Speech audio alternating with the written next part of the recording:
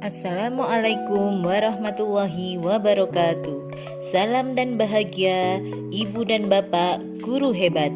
Berikut ini adalah koneksi antar materi modul 1.4 tentang budaya positif. Bersama saya Siti Hajar, calon guru penggerak angkatan 5 dari kota Kediri.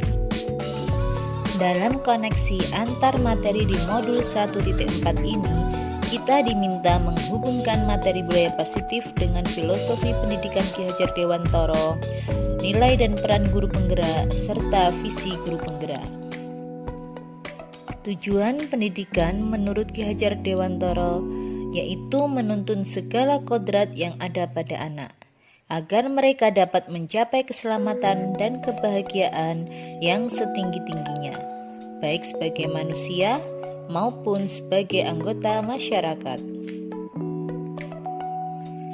Nilai guru penggerak merupakan keterampilan sosial emosional, meliputi kesadaran diri, pengelolaan diri, kesadaran sosial, keterampilan relasi, dan pengambilan keputusan yang bertanggung jawab dan beretika, yang memungkinkan bertumbuhnya pola pikir dan nilai-nilai yang diharapkan menumbuh pada guru penggerak, berupa berpihak pada murid, mandiri, reflektif, kolaboratif, dan inovatif. Sedangkan peran guru penggerak yaitu sebagai pemimpin pembelajaran, coach bagi guru lain, pendorong kolaborasi, mewujudkan kepemimpinan pada murid, dan menggerakkan komunitas praktisi. Dari peran tersebut diharapkan guru penggerak mampu menjadi pemimpin perubahan dalam ekosistem pendidikan. Visi membantu kita untuk melihat kondisi saat ini sebagai garis start dan membayangkan garis finish seperti apa yang ingin dicapai.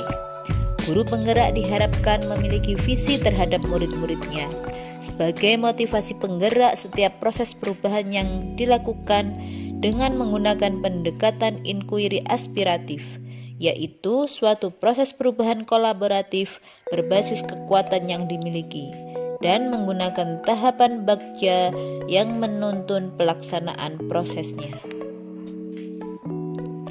Kesimpulannya, sebagai guru penggerak mempunyai peran menjadi pemimpin perubahan dalam pembelajaran maupun menerapkan disiplin positif di lingkungan sekolah.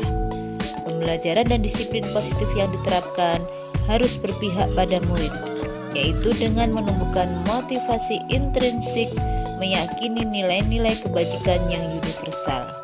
Dengan menjadi coach bagi guru lain, kita bisa mendampingi mereka melakukan perubahan, seperti membuat visi guru dan penerapan disiplin positif dengan segitiga restitusinya. Berkolaborasi dengan seluruh elemen menggunakan pendekatan inquiry apresiatif dalam melakukan perubahan.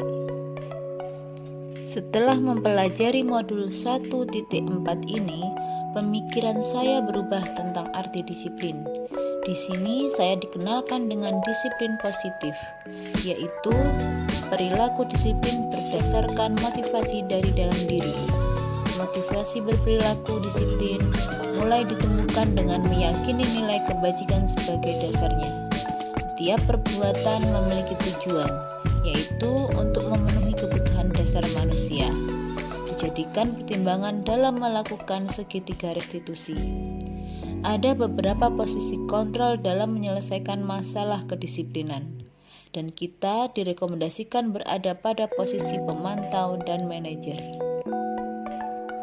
Perubahan yang terjadi pada diri saya yaitu dalam menuntun anak untuk berbuat disiplin, perlu ditumbuhkan keyakinan terhadap nilai-nilai kebajikan universal, sehingga penerapan disiplin tidak hanya berlaku pada lingkungan yang membuat peraturan, tetapi di mana saja anak berada.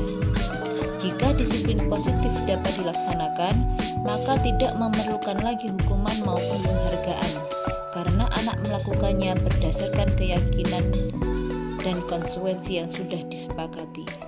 Dalam menyelesaikan masalah, kita perlu memperhatikan posisi kontrol kita dengan menggunakan segitiga restitusi. Pengalaman saya ketika mensosialisasikan disiplin positif kepada rekan-rekan guru disambut dengan baik.